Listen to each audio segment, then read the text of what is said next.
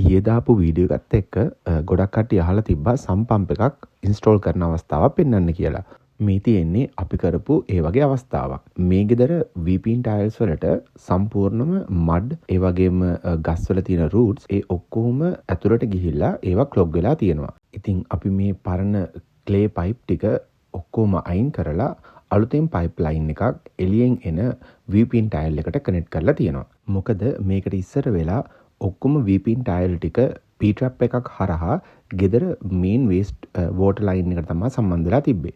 ඉතින් අපි එතනින් disconnect කරලා මේ එන VPN tile ඔක්කොම ටික එකතු කරලා sump pump එකට සම්බන්ධ කරලා තියෙනවා. ඉතින් මේ sump pump එකට එකතු වෙන වතුර ටික sump pump එකට එකතු වුණාට පස්සේ ඒකේ තියෙන මෝටරයකින් ගෙදරින් ඈතට පොම්ප කිරීමක් සිදු වෙනවා.